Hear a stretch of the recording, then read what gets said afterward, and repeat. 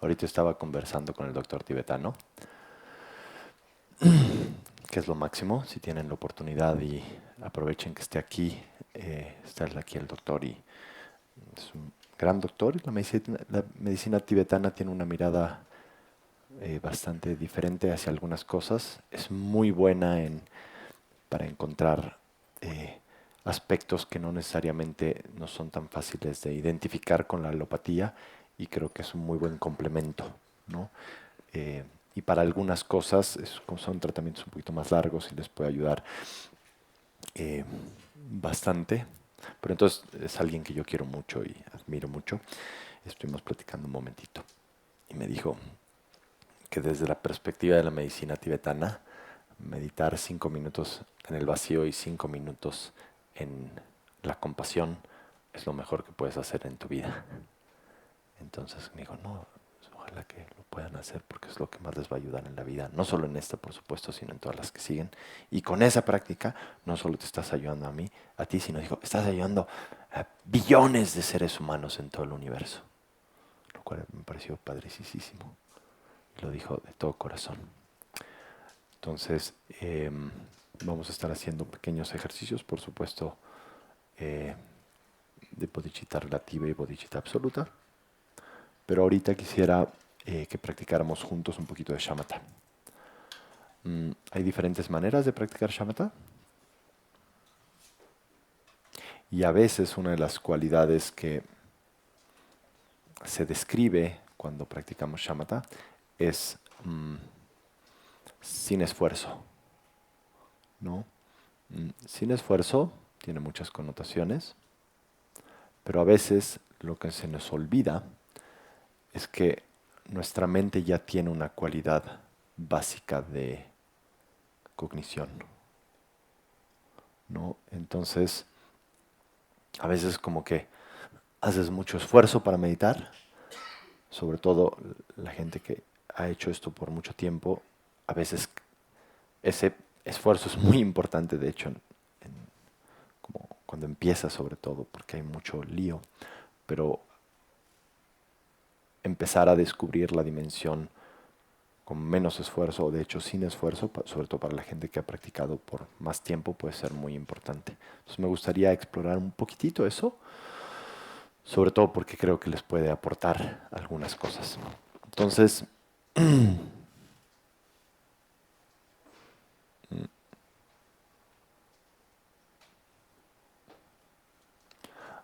todos ahorita pueden escuchar mi voz, ¿sí? O si hago así, ¿todos escuchan? Ok. Todos pueden ver mi mano, ok. Mm, ¿Saben en este momento, por ejemplo, si están o no están pensando algo? ¿Sí? ¿Saben qué están sintiendo en este momento? Así como, por ejemplo, qué sienten en el cuerpo. Mm, ¿Saben, por ejemplo, am, por favor levanten la mano así tantito? ¿Todos? Ok. ¿Pueden notar lo que sienten en la palma de la mano? ¿Sí? Algunos sienten frío, otros calor, así. Ok. Am, ¿Pueden saber si están moviendo los dedos? Ok, muy bien. Ahora, si se tienen que acordar de la cara de su mamá, ¿se pueden acordar? ¿Sí? No bajen la mano. No, no, no la bajen, no, manténganla arriba. ¿Sí? Eh, ok. Mm, ¿Pueden notar olores? Igual y tienen un vecino que les esté ayudando. Muy bien. ¿Pueden sentir un poco de incomodidad al mantener el brazo? ¿Sí? Ok, ahora bájenlo. ¿Pueden sentir el como alivio? Ok. Ahora, ¿están o no están respirando?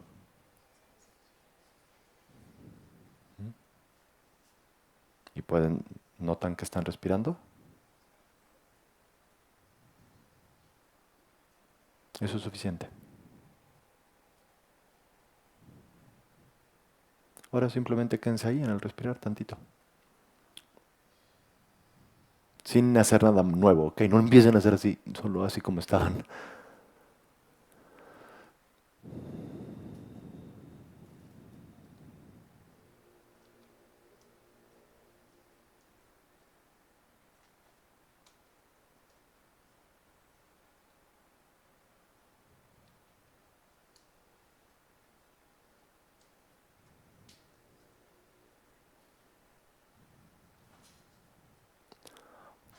Y pueden notar si hay pensamientos ahorita o si están cansados.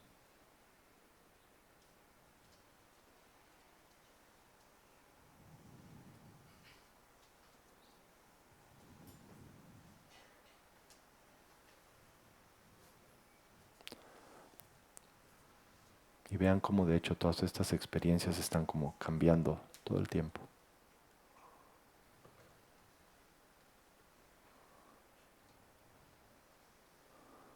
De hecho están cambiando como naturalmente sin que tengas que hacer nada.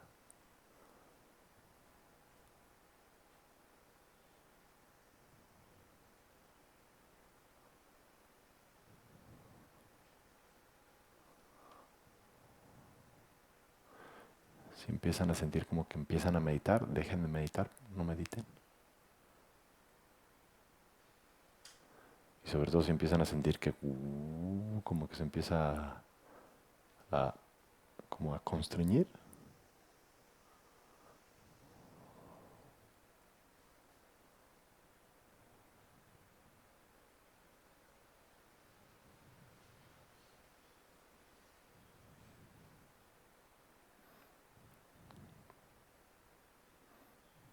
Y vean cómo están como naturalmente conscientes.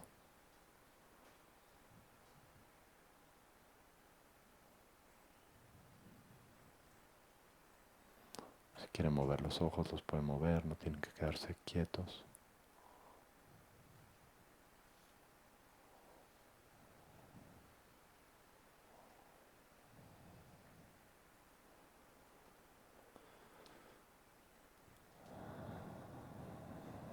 Respiren normal.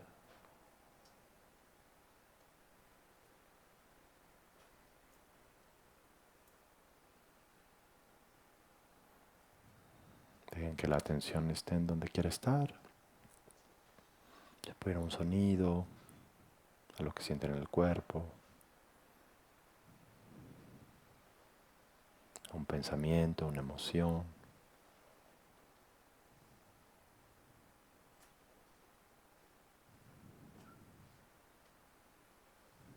Casi casi dejen que su mente fluya solita o que la experiencia fluya solita.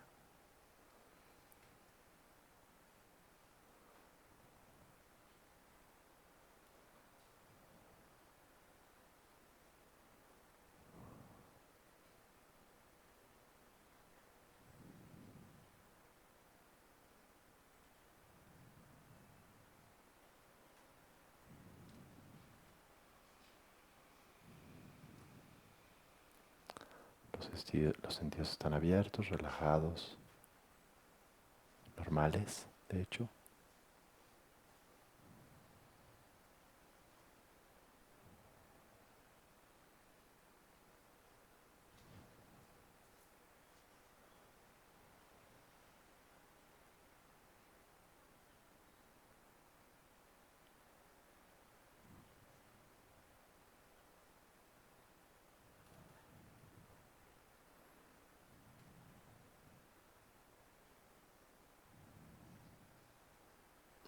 Y solo descansen como en esta continuidad en la presencia mental.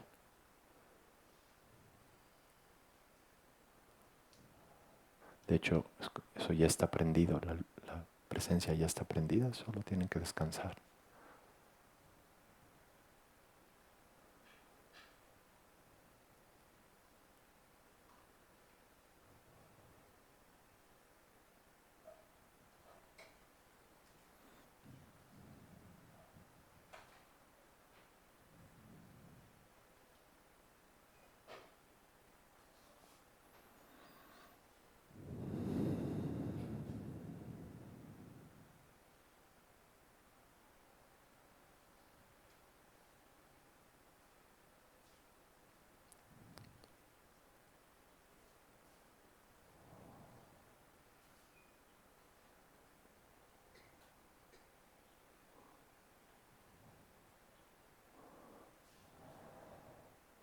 Sienten que se empieza a constreñir la mente hacia adentro o algo así. Suelten otra vez.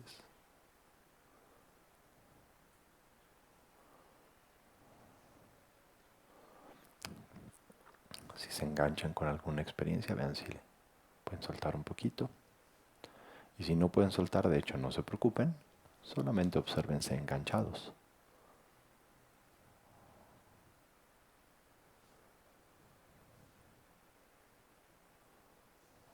Todas estas son como experiencias que surgen, como nubes en el cielo.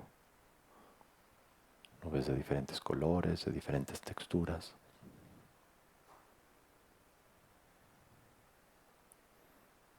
Pero no cambian la cualidad básica y espaciosa del cielo.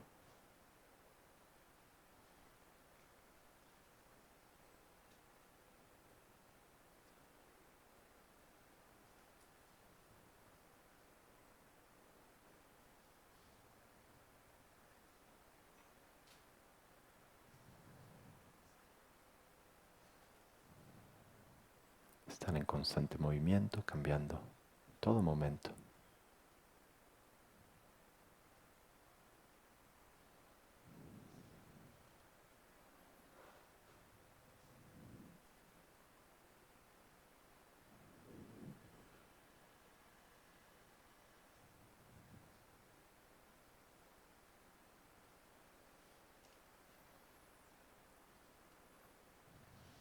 No hay ningún problema si hay pensamientos, emociones, cualquier tipo de sensación.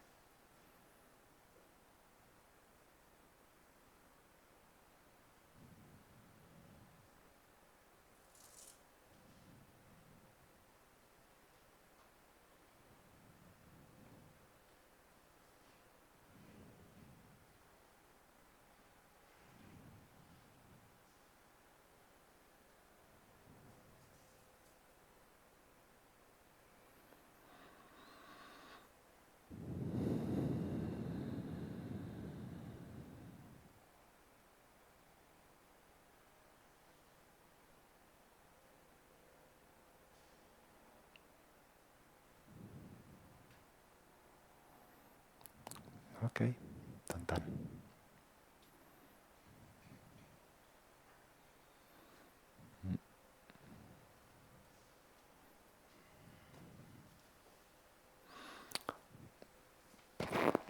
Algunos se sienten como un poquito más relajados, pero como más relajados. ¿Alguno? Ok, muchos. Y algunos sienten no solo que relajado, sino como relajado, pero como más espacioso. Ah,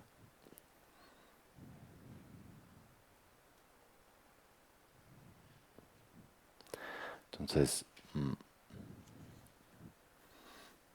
a veces uno hace mucho esfuerzo innecesariamente.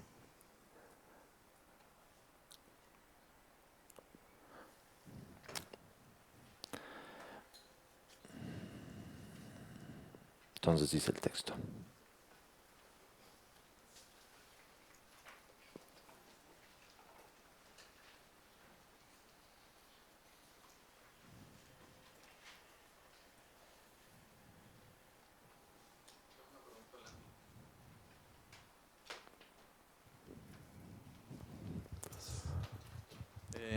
En lo que acabamos de ver, dice que los hábitos son los que te hacen sufrir o tienes, no sé si lo estoy entendiendo bien, apego por la felicidad.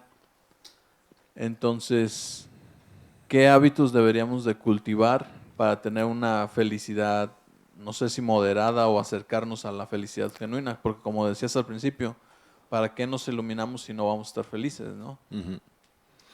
Entonces, ¿en qué parte leíste lo del apego a la felicidad? Lo deduje. Ah, ok. Muy bien. Entonces, por ahora, efectivamente el apego a la felicidad es un problema. Y por ahora te pediría que lo guardes ahí porque es súper importante. De hecho, cuando hablamos de las causas del sufrimiento desde la perspectiva budista, nunca dijimos que la causa del sufrimiento sea el sufrimiento, ¿verdad? Ni dijimos que la causa de la felicidad sea la felicidad. Dijimos, la causa del sufrimiento es El apego, la aversión, las aflicciones mentales, el aferramiento al yo. Entonces, una aflicción mental es el apego. Y entonces lo que dice el Buda, por lo menos, es que mientras haya apego a lo que sea, vas a sufrir. Si sientes apego a la felicidad, entonces transformas la felicidad en el sendero del sufrimiento. ¿Sí? Lo que está diciendo aquí es que si sientes aversión a la adversidad, que es lo en general hacia la felicidad que sentimos, apego. Hacia la adversidad que sentimos, aversión. Y lo que está diciendo esto es que el problema de la primer parte de cómo transformar la adversidad en el camino espiritual es que ante la adversidad lo que sentimos es aversión. Lo que hace problemática la adversidad no es la adversidad, sino la aversión que le tenemos a ella. Que dice, es únicamente morar en el sufrimiento. Es esta tendencia a decir, ay, estoy sufriendo, no quiero sufrir, no quiero sufrir. Ahorita vamos a ver. ¿Sí? Y entonces el hábito, lo que te hace sufrir es el hábito de ver la adversidad como esencialmente negativa. ¿Sí? Entonces,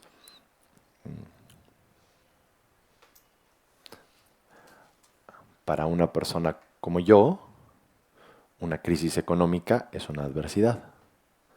Para un maestro que se ha entrenado en esto, una crisis económica es la mejor oportunidad.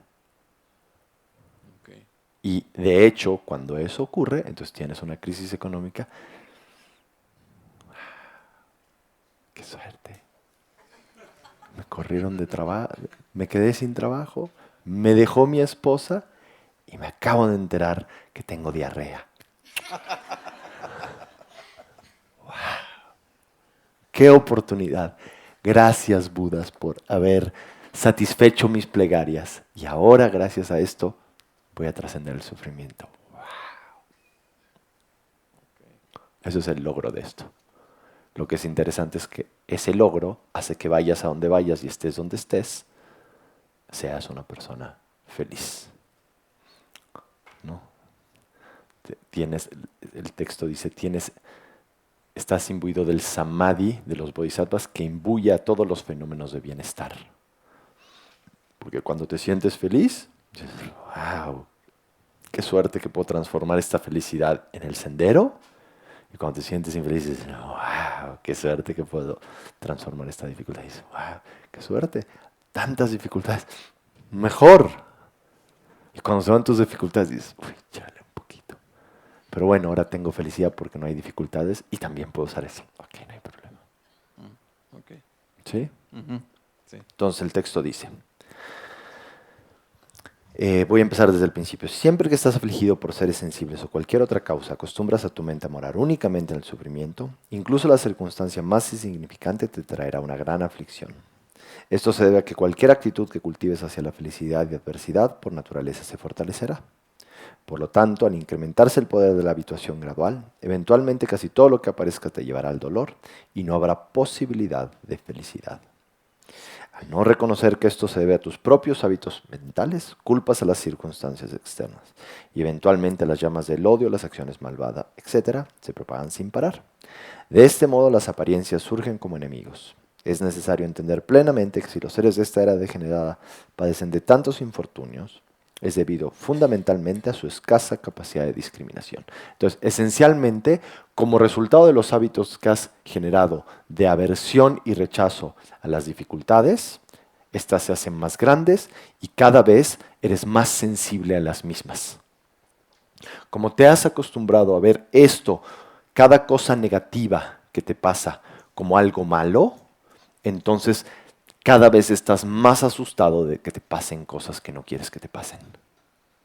¿Sí? Y tu plegaria constante que es que no me pase esto, que no me enferme, que no pierda, que no sé qué, que no sé cuánto. Cuanto más haces eso, significa que más aversión tienes a la adversidad. Cuanto más aversión tienes a la adversidad, más frágil eres. Y no solo eso, y esa es la parte que por favor no se les olvide, como no te das cuenta que eso se debe a tus propios hábitos mentales, ¿qué haces? Culpas a las circunstancias externas. Culpas a la 4T. O a Peña, o a Calderón, o a Fox, o a Echeverría, o a López Portillo, o a Miguel de la Madrid, o a Cedillo. Y ya con eso cubrí hasta más que antes. Ya con eso nos fuimos bastante atrás, ¿verdad? O a Trump, ¿no? Compras a Trump. Todos los problemas del mundo se ven a Trump. Y si solo Trump desapareciera, entonces el mundo sería feliz. El mundo ha sido infeliz o feliz miles de veces, ¿verdad? Eso no significa que estemos de acuerdo con las posturas del Señor, pero cuanto más culpes a las condiciones externas por tu bienestar, más debilitado estás. No solo eso, haces algo que fortalece el hábito de pensar que las causas de tu bienestar están afuera de ti. Y cuanto más haces eso, más las condiciones externas te impactan. ¿Se entiende? ¿Por qué? Porque en la medida que pienses que para que tú tengas que estar feliz, las condiciones externas se tienen que acomodar a los deseos que tú tienes, cuanto eso, más allá de eso, más infelicidad va a haber en tu vida. Y a veces tienes la mala suerte de que las cosas temporalmente se acomodan a tus deseos.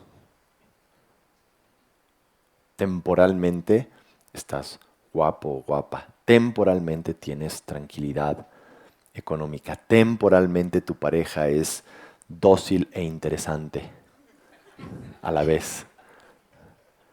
Temporalmente puedes digerir. Temporalmente estás saludable. Temporalmente tienes alta autoestima. O buena autoestima, no, ni siquiera alta.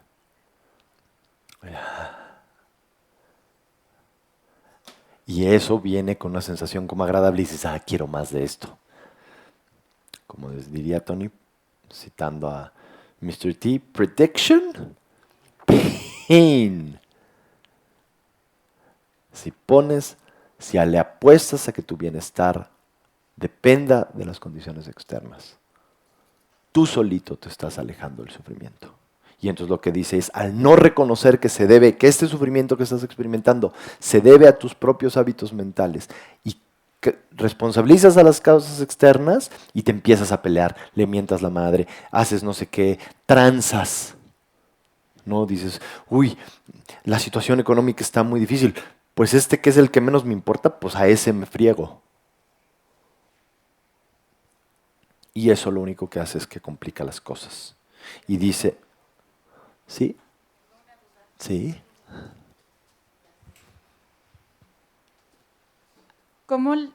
Bueno, yo soy profesora Ujú. y muchas de mis alumnas han sufrido acoso o etcétera por profesores, etcétera. ¿Cómo le digo a mis alumnas, es que eso, no te enojes porque te acosan, ¿eh? O sea, no generes hábitos mentales de enojo cada vez que un profesor te está acosando? Ujú. O como le digo, es que eso es por tus hábitos, o no, ni siquiera puedo no enojarme yo, pues como profesora que soy. Ujú.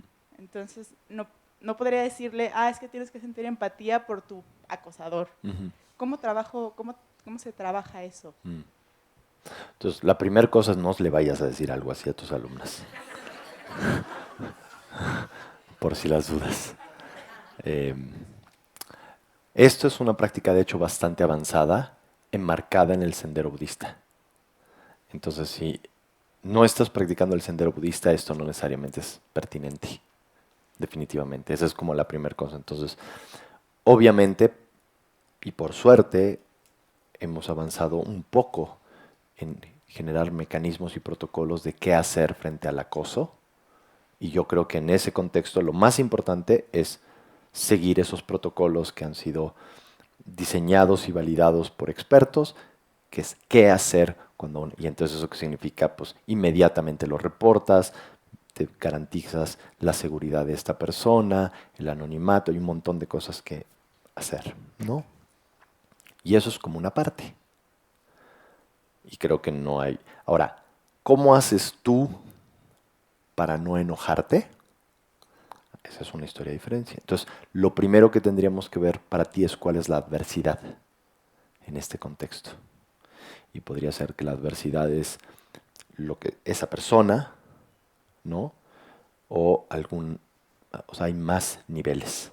En principio, tal vez si te enojas y respondes desde el enojo, que es diferente a la indignación, puedes decir, esto está mal.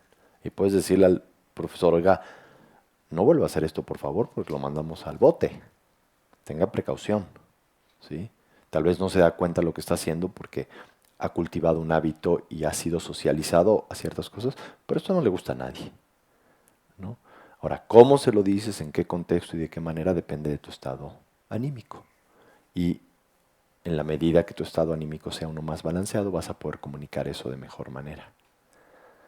Te invitaría a que sigamos y tal vez mañana en la mañana volvamos al tema para que veas cómo se va engarzando todo. Y algo bien importante es que este entrenamiento se tiene que hacer muy de a poquito.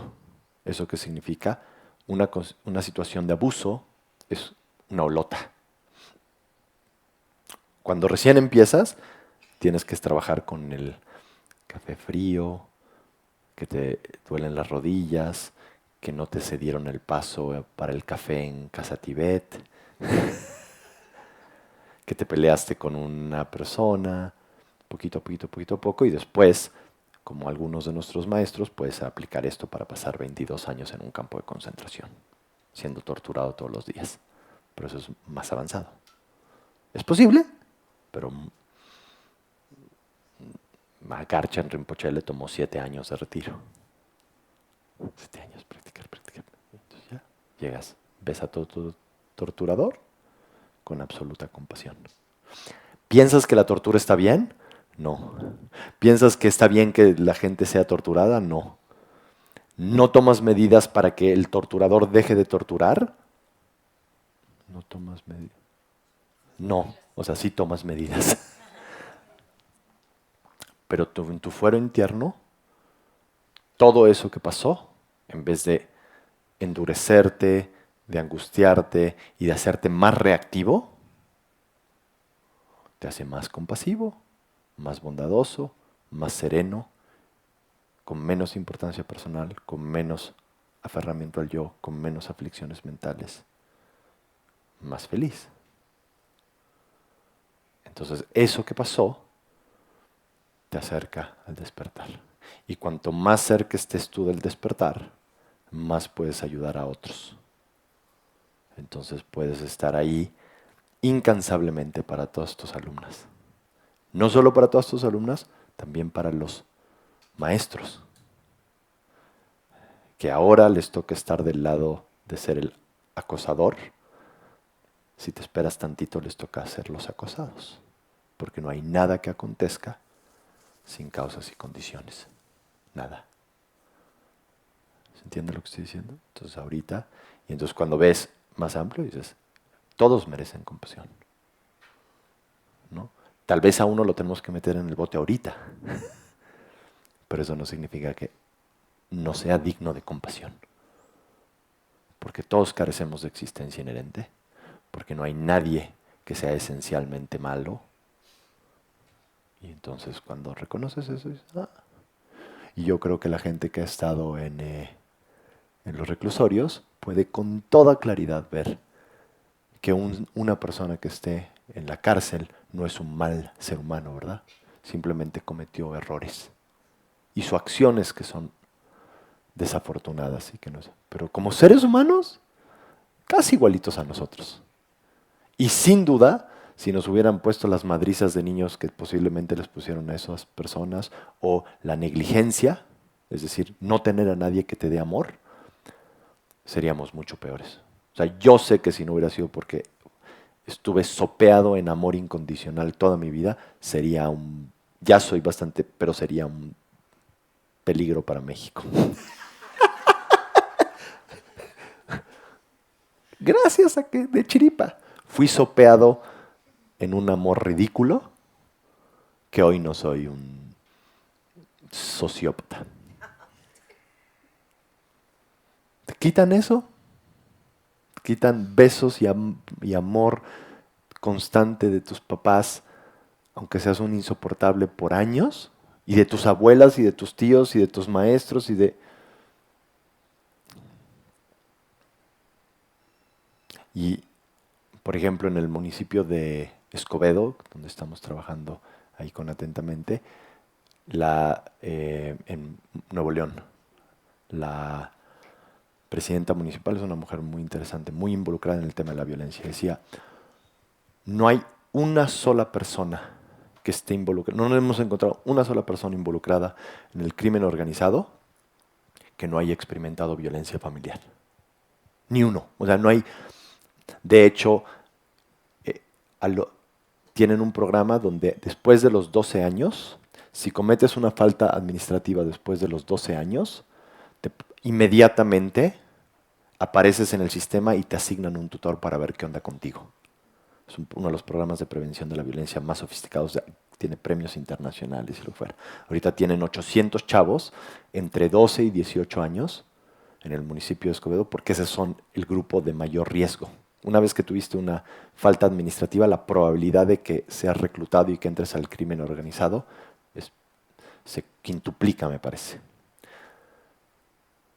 De esos que después de los 12 cometen una falta administrativa, el 80% reporta violencia familiar. Violencia seria familiar. Entonces, cuando dices, ok, ¿por qué las personas hacen lo que hacen? Pues porque esa es su condición. Igual de merecedores de amor y de bondad. Y de hecho, si uno lo piensa, muchas de las razones por las cuales uno no hace eso es que porque fuiste el receptáculo de toneladas de amor y compasión. De gente que estuvo ahí, que cuando le decías a alguien, dámelo, decía, por favor, no le puedes agarrar así las cosas a los otros niños.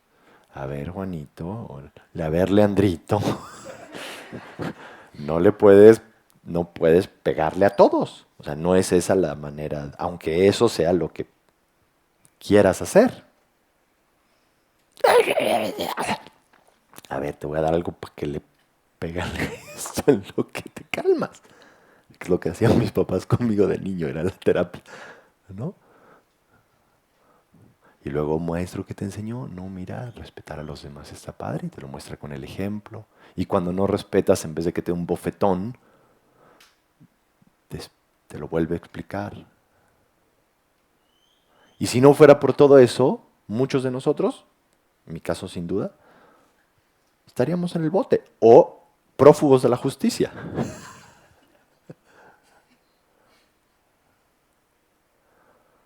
Y es posiblemente solo gracias a que, en mi caso, yo que sé, tuve la bondad de mis maestros budistas que me enseñaron a lidiar un poquito mejor con mi apego, y el ejemplo de mis papás que me mostraron una pareja un poco más leal, que yo no le pongo el cuerno a Daniela todavía. O sea, no, mejor porque más rápido cae. Y que cuando tengo una alumna que me resulta muy atractiva, digo, es mi alumna, no es correcto abusar de ese rol.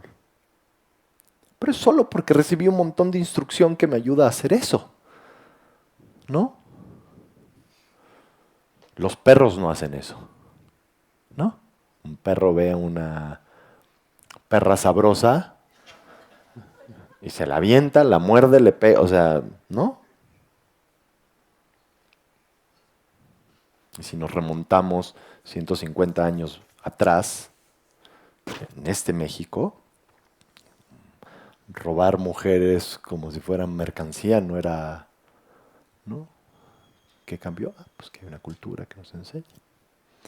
Entonces, y eventualmente, de verdad, sentir genuina compasión por aquellos que están haciendo eso también. Porque no somos tan diferentes. De hecho, no somos nada diferentes. Un poquito de...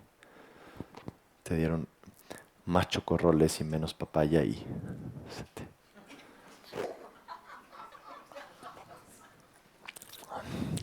Gracias.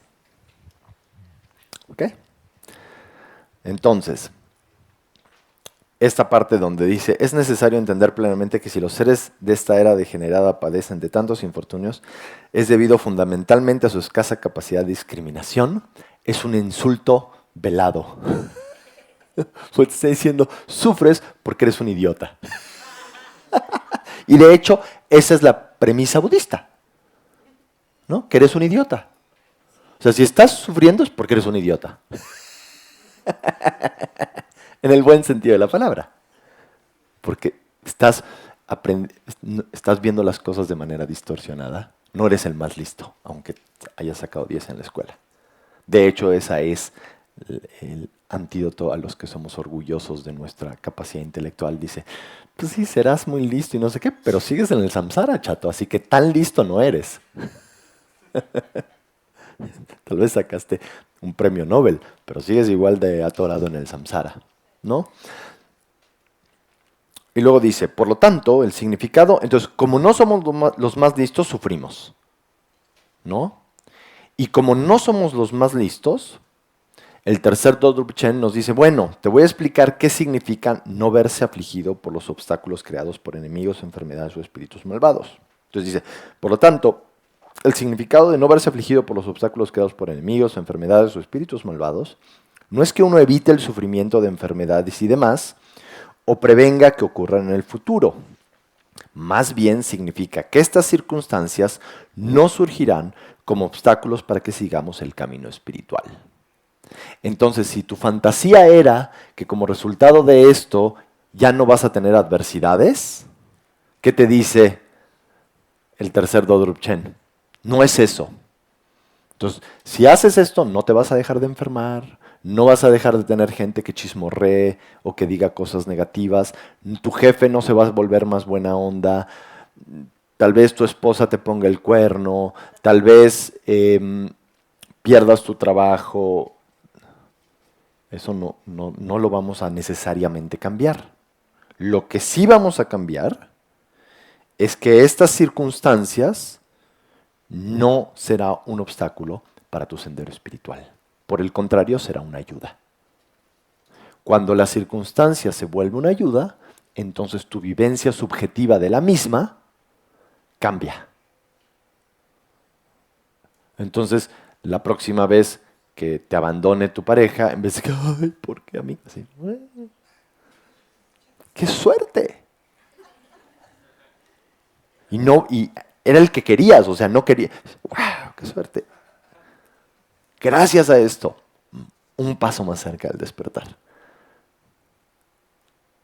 Y los grandes practicantes, cuando eso ocurre, agradecen y hacen plegarias por más. Pero como dice el texto más adelante, dice, pero no todavía. Siempre. Cuando estás recién empezando, di que pueda practicar, que pueda practicarlo, que pueda practicar. Ya que empiezas a ver que como resultado de practicarlo estás más sereno y más fuerte y más enjundioso, entonces ahí vas a decir que surjan las dificultades. Por favor, mándenme a Rafa. Que los Rafas del mundo se multipliquen. Y que me rodeen, y que tenga que vivir con un ejército de Rafaeles hasta que obtenga el despertar. ¿No? Y Rafa antes, que ni siquiera lo conocieron. Esta es la versión semidomesticada. ¿No? Haces esa plegaria. ¿No? Es una plegaria especial para Guadalajara. Y luego dice, entonces, para justamente que las circunstancias no surjan como obstáculos para que sigas el camino espiritual, entonces, para que esto suceda, debes, 1, liberarte de la actitud de total aversión hacia la adversidad, y 2, desarrollar una actitud de buen ánimo ante la adversidad. Y esto es como los 2 pasos que todo el mundo se tiene que saber de memoria. Entonces, si yo no quiero que la adversidad sea un obstáculo para mi sendero, que por el contrario pueda traer las dificultades al sendero y de esta manera cultivar genuino bienestar, ¿qué es lo que tengo que hacer? Dos cosas. Abandonar la actitud de total aversión a la adversidad y dos, cultivar una actitud de buen ánimo a la adversidad. Entonces, ¿qué es lo primero que haces? Aprender a aceptar. Y después, a alegrarte. Entonces son dos pasos. Pasas, ahorita cómo vemos nosotros a la adversidad como negativa. ¿Eso qué significa? Que la rechazas. El primer paso es liberarte de la actitud de total aversión a la adversidad. ¿Eso qué significa? Aceptación, neutro. Ok, está esta adversidad. Ya me dejó a mi esposa. Decir, ¿por qué me dejó? Que no me deje, que no me dé. No me sirve de nada. Y después, sobre esa base de aceptación y de poder estar con ese dolor y poder estar con esa dificultad, la voy a transformar y entonces voy a cultivar una actitud de buen ánimo. ¡Qué suerte que me dejó mi esposa! ¿Por qué? Porque gracias a que me dejó mi esposa, cultivé, por ejemplo, compasión hacia todos los abandonados del planeta. Y a todos aquellos, no solo a todos los abandonados, que no son pocos, sino a todos los que todavía no son abandonados, pero que se están vinculando con sus parejas con apego. La fuente de tanto dolor. Yo tenía tanto apego por esta persona. Pensé que, ¿y si solo esta persona estuviera conmigo? Se puso todavía más sabrosa y luego me dejó. La canija. No siquiera esperó a dejarme. Se puso ultra linda. Y justo me decía, ay, eres perfecta. Sí, pero para Juan.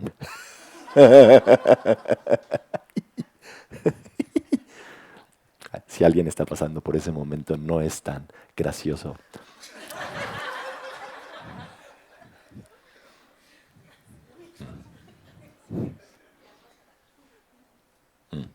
Entonces,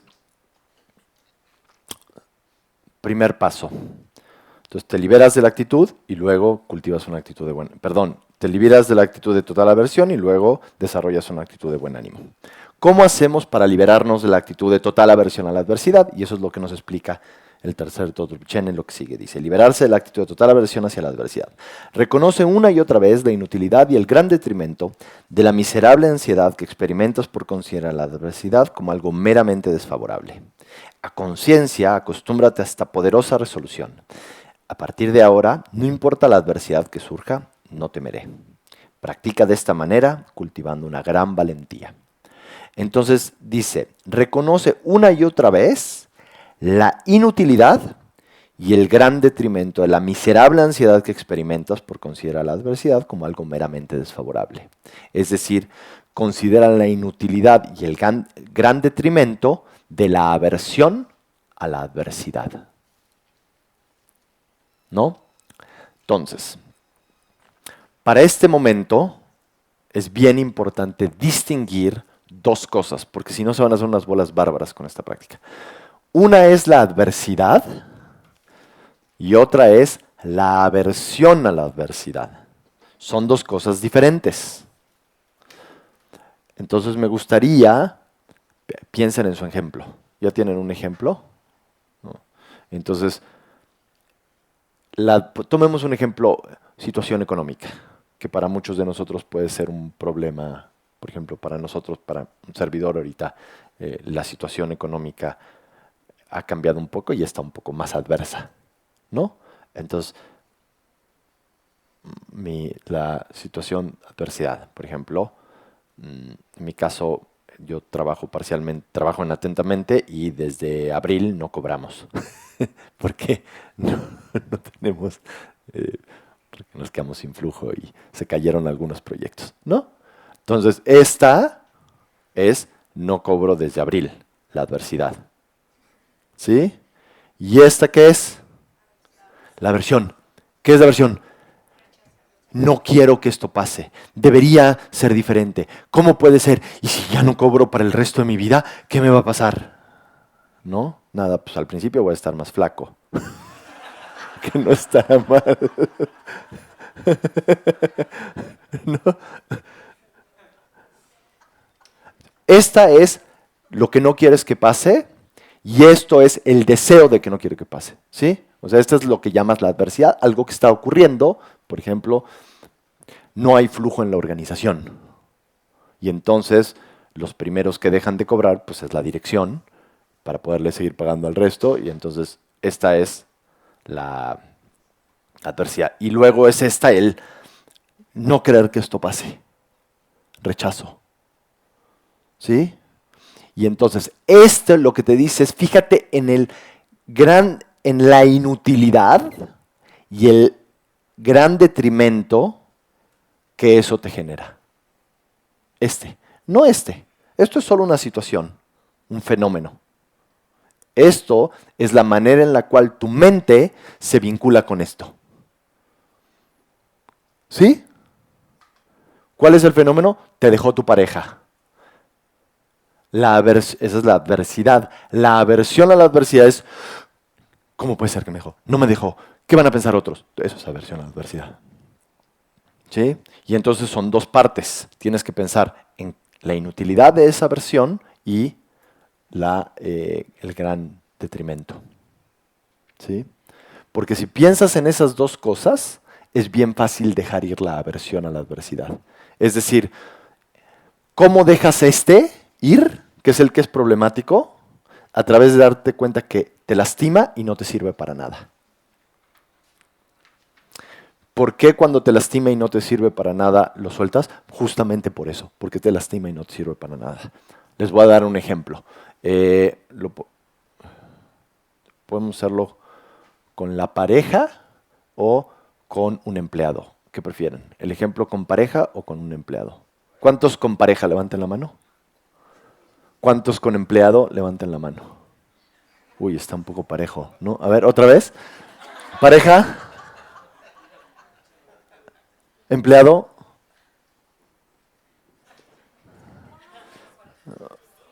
Ok, hagámoslo con los dos.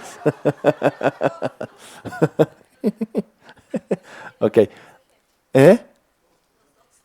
No, ok, empecemos con el empleado.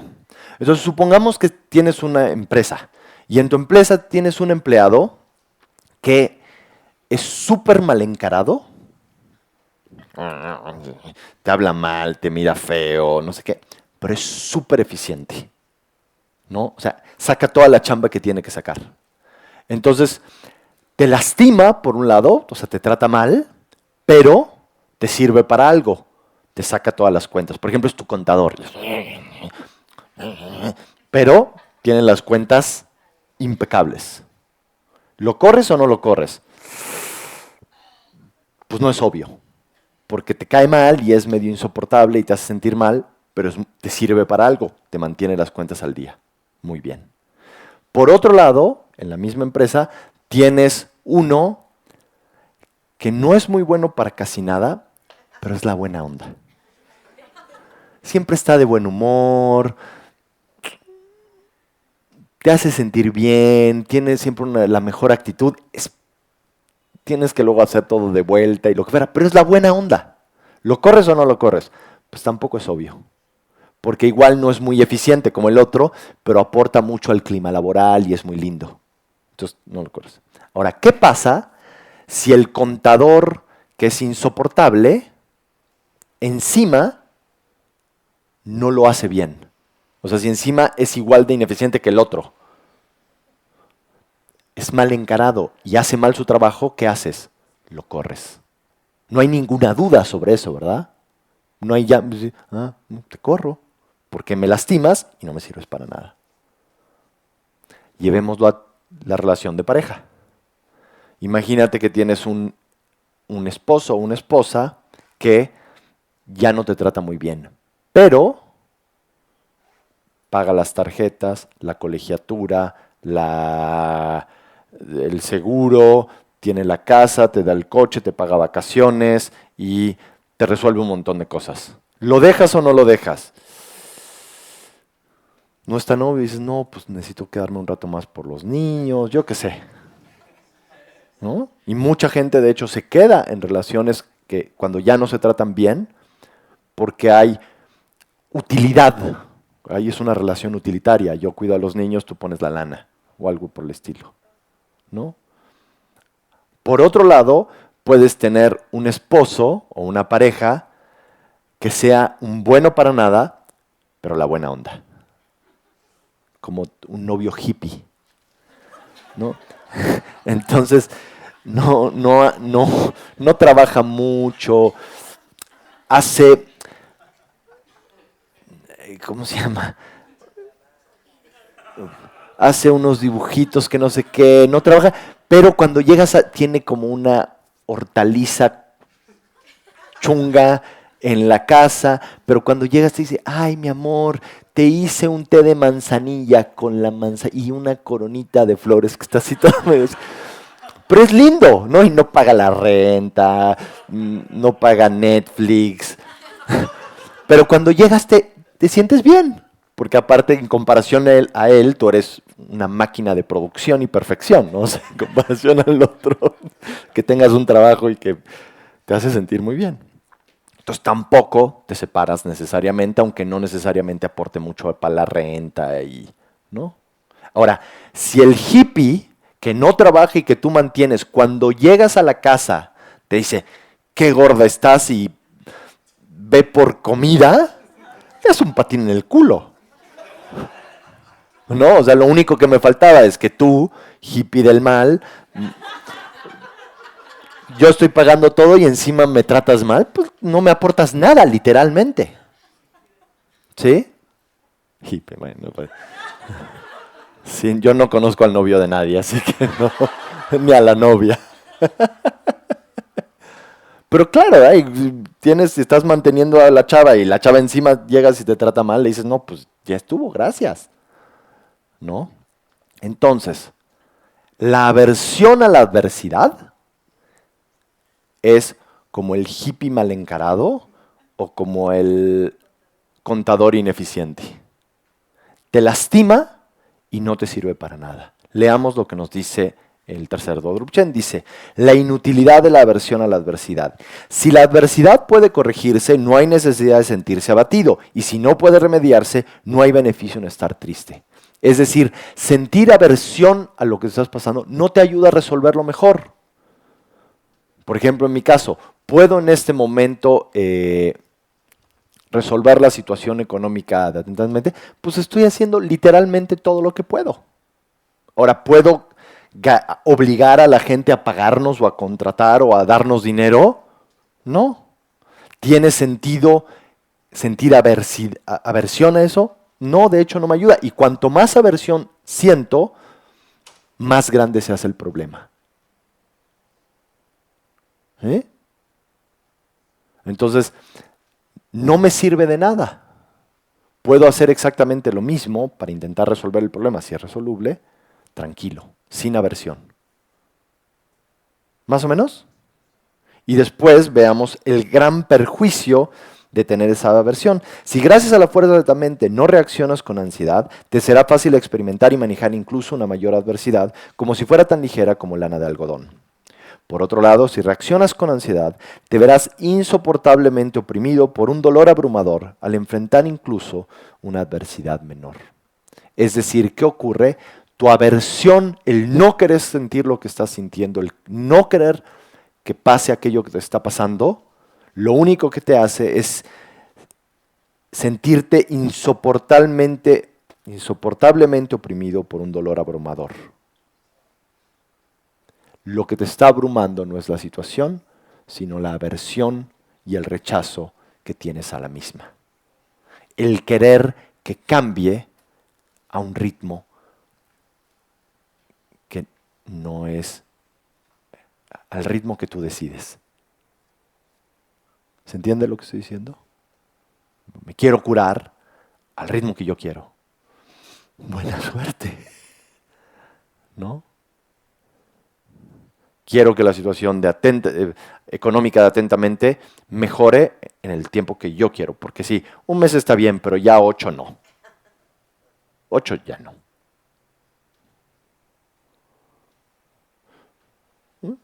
8, 10, 15, 20, o si cerramos atentamente, pues será lo que tenga que ser. Yo seguiré trabajando todos los días con mucha alegría. Si sale o no sale, dependerá. Y si no sale, ya sabemos a quién vamos a responsabilizar.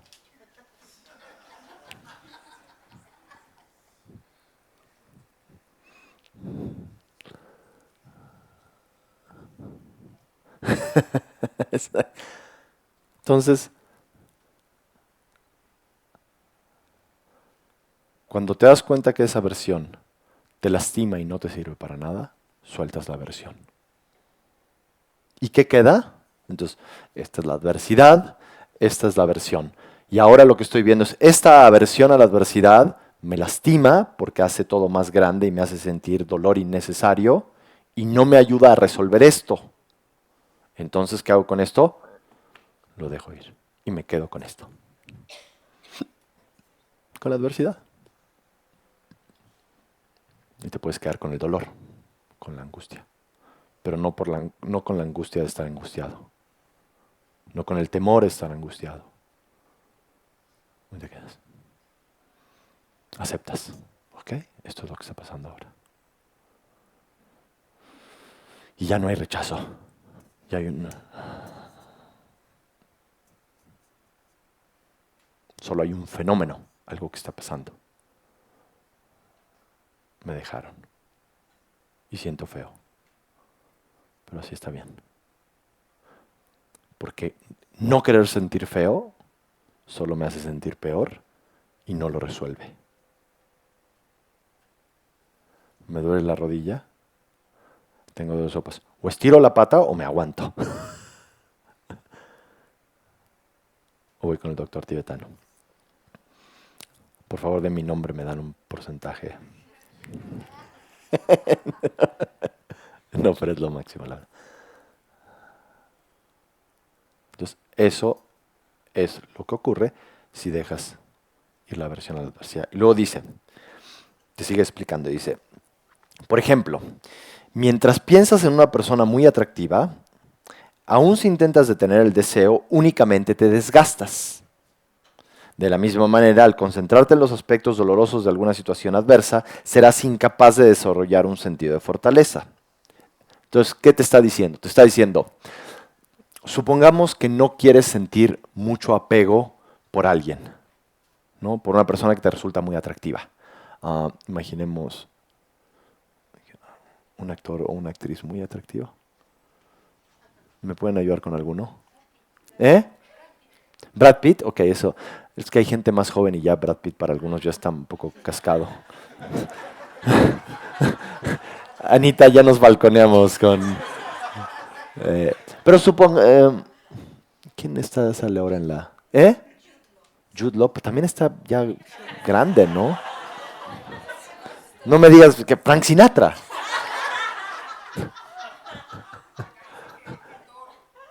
Thor, ándale. Thor es más, ¿cómo se llama este chavo? Chris Hemsworth o algo así. Thor, ubican a Thor tan musculoso, güero, lo que fuera. Supongamos. Y en equivalente de chava,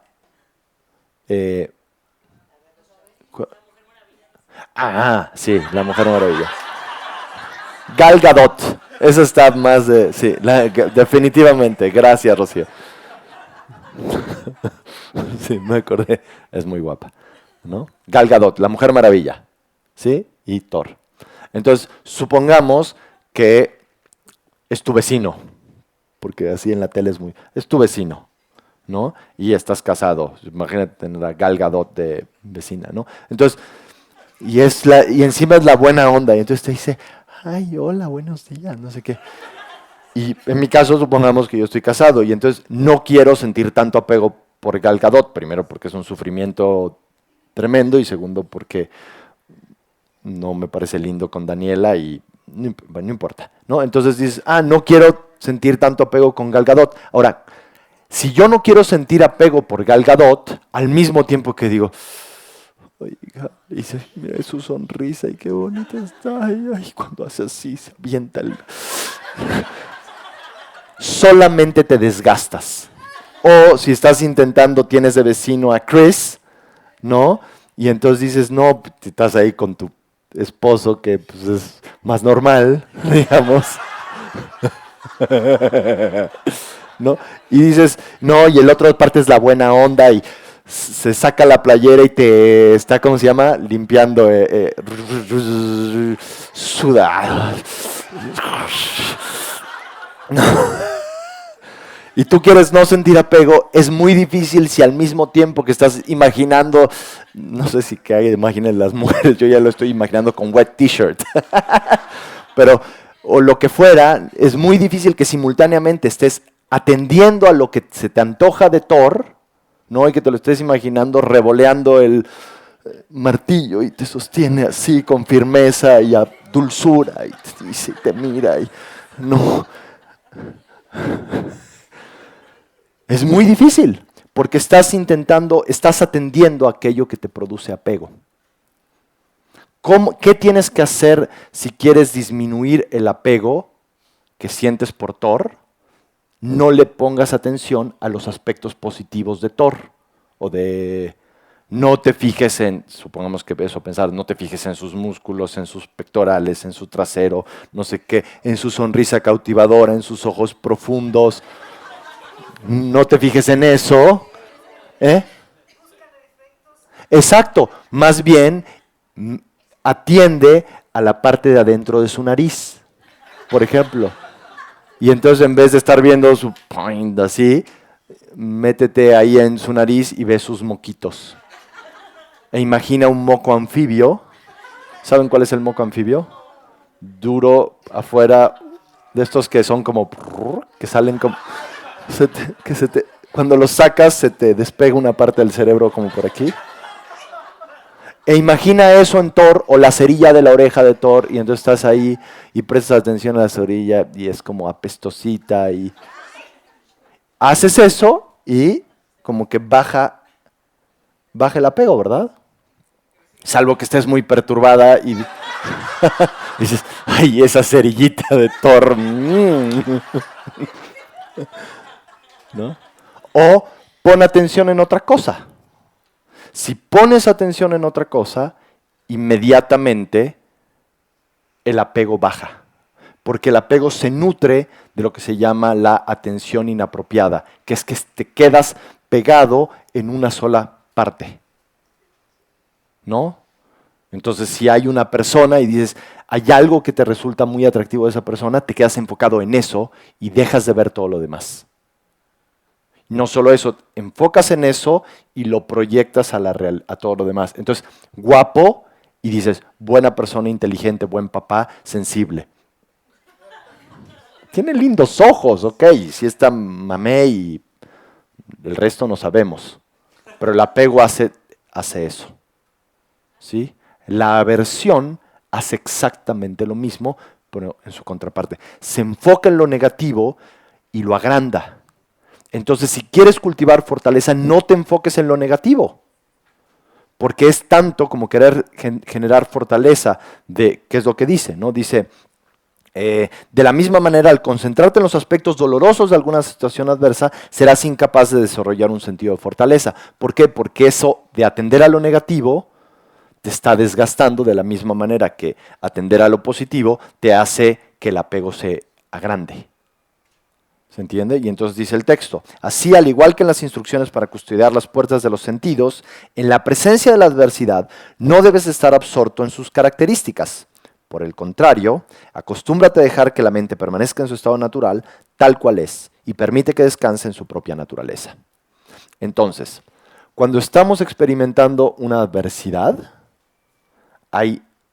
vamos a separar esto en... queda poquito tiempo ya. Sí, ¿no? ¿Qué hora es? 2. Okay. Entonces, cuando estamos experimentando una adversidad, primer paso, dejas ir la aversión a la adversidad. Y luego intentas no enfocarte en los aspectos negativos de la misma. Entonces, por ejemplo, si yo al mismo tiempo que estoy intentando generar fortaleza.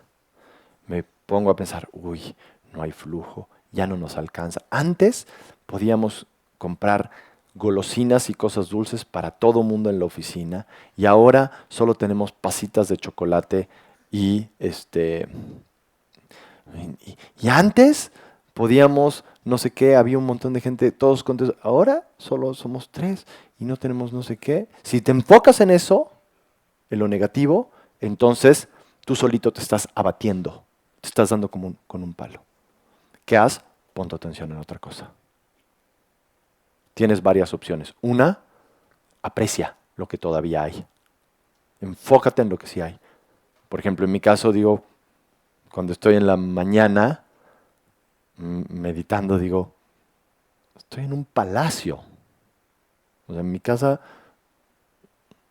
para todo fin práctico, es un palacio. O sea, tengo un refrigerador que funciona, tengo una cama súper suavecita, estoy sentado en un cojín, tengo unas imágenes lindas.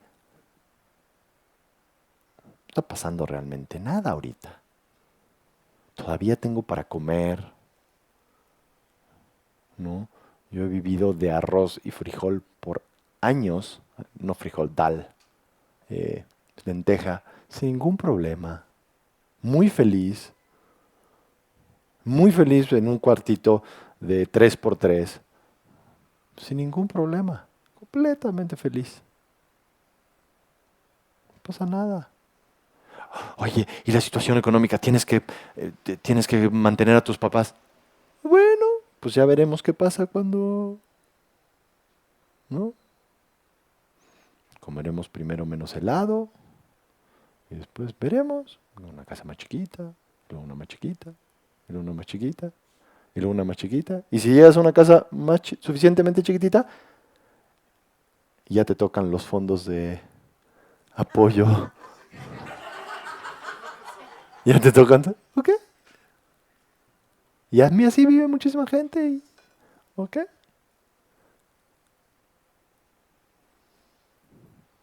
Eso significa que cuando digo, bueno, pues entonces me quedo aquí y veo la tele. No. Pero si me quedo enfocado y qué voy a hacer y los cuidados de mi mamá y cómo le voy a pagar, tengo que juntar una fortuna mes con mes para... No me sirve de nada. ¿Se entiende? Entonces puedes atender a todo lo que sí tienes, esa es una cosa súper útil.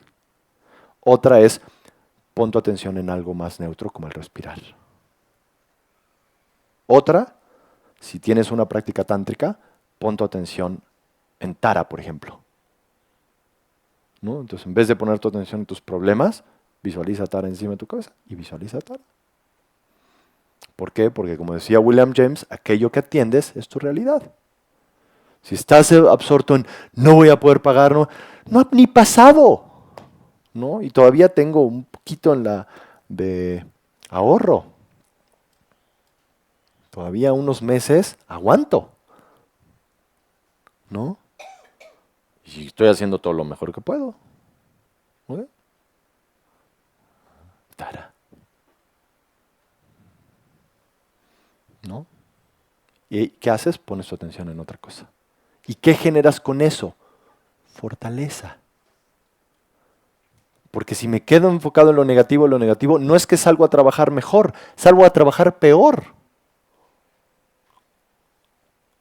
¿Cómo piensan? No está tan mal.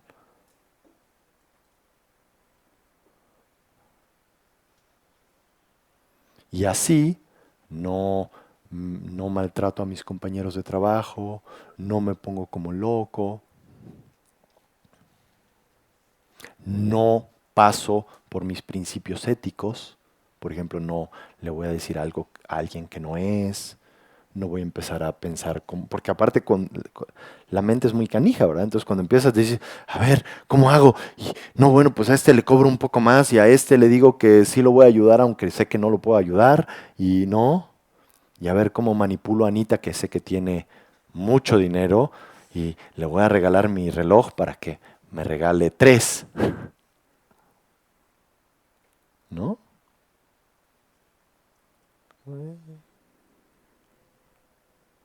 Con eso generas fortaleza.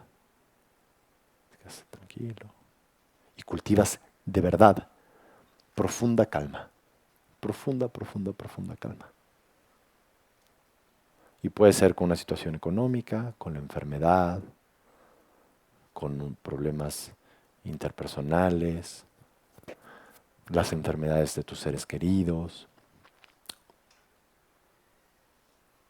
Y entonces toda la energía que tenías en angustiarte, ahora la puedes dedicar a resolver lo que se puede resolver y a no resolver lo que no se puede resolver.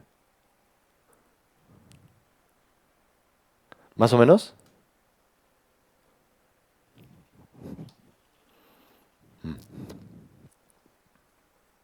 Regresando vamos a hacer estas prácticas. O sea, las vamos a hacer porque son prácticas extraordinarias. Realmente están muy padres. ¿Sí? ¿Alguien tiene alguna pregunta? Por lo menos una podemos hacer. ¿Sí?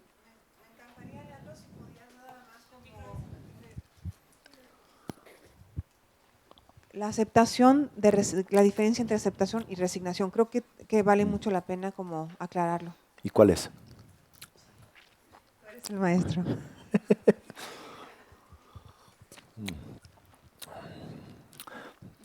Aceptación es, me parece, simplemente ver las cosas como son. Sin apego, sin aversión. ¿Aceptas? Okay. Esto es lo que está pasando. Por ejemplo, la vejez. La vejez es un hecho, ¿no? Te puedes pelear con ello, puedes tener aversión. Ayer estábamos hablando de cómo ahorita, conforme va uno creciendo, antes hacías ejercicio y ahora haces ejercicio y no gran cosa, es solo como notas una desguanguez menos. Puedes sentir mucha aversión a eso y volverte loco, decir, ok, ya no tengo 30 años, ni 20, ni los voy a volver a tener. No los voy a tener, ya eso ya pasó, me debí haber tomado unas fotos y les puedo hacer, my precious.